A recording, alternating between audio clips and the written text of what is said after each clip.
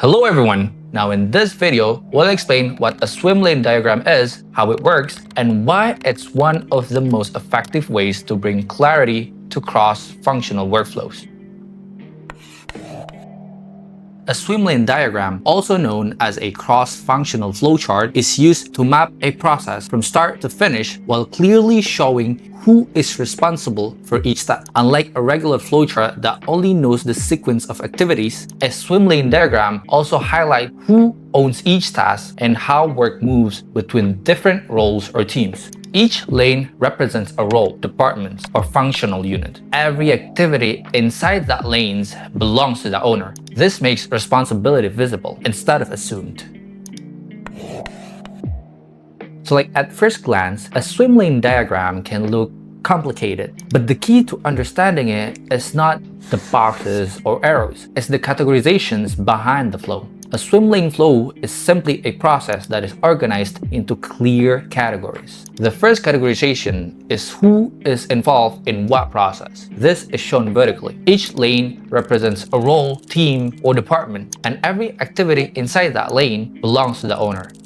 The second categorization is process phases. These are shown horizontally from left to right, representing when things happen in the workflow. Phases don't describe responsibility. They describe progress over time. As you move to the right, you're moving forward in the process. Before you start drawing, take a moment to clarify the process first. Analyze the key logic of the process. Break down the core logic. Identify who's involved, what they do, and who the workflow runs from, start to finish. Clearly define the boundaries. Decide where the process begins and where it ends. Identify the main sections of the process and focus on the core flow first. Simplify the sequence, remove unnecessary steps, combine overlaps, and streamline the workflow. Review where the process splits or comes back together. Make sure every split and merge is intentional and justified. Before jumping into any tool, it's important to understand the basic flowchart shapes first. A swim lane diagram still uses standard flowchart symbols. There are common shapes that you will use. A rounded rectangle, it represents the start or end of a process. A rectangle represents an action or task. A diamond represents a decision point. An arrow shows the directions of the flow and how work moves between roles. Once you understand these shapes, you can draw a swim lane diagram in almost any tool. Now let's look at a few tools you can use, starting from the simplest options. You can even start with tools most teams already use, like Microsoft Office applications such as PowerPoint, Excel, or Word. Even though each of these tools has its own primary functions, they all support shapes, connectors, and alignment, which is more than enough to create a basic swim lane diagram. But if you need something more structured, you can use a tool that's specifically designed for diagramming, like Microsoft Visio. There are also web-based tools you can work with, such as Lucidchart, which makes it easy to share and collaborate on diagrams online.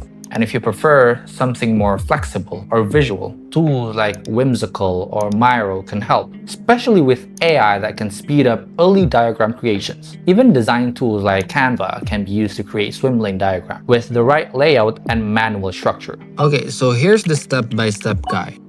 First, you need to open the Miro app, and then you click the blank board. A pop-up window should appear here, and then in the search box, just type in swim lane diagram. The search results will appear, and then you can choose the templates you want. Just click the template and then click Use Template. And the template should load on your board. You can customize the template design based on your needs. You can edit the text inside the shapes by double-clicking on them. You can also change the shapes without deleting them. And you can connect shapes by clicking the arrow and dragging it in the direction you want. Design the diagram according to your requirements.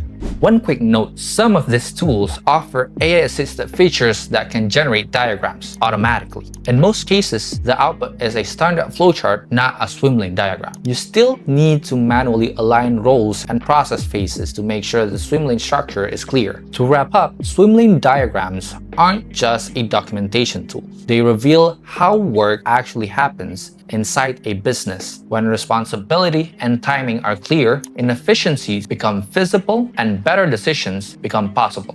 If this was helpful, subscribe to the Axe Automation channel for more practical insights on process, automations, and AI. See you in the next one.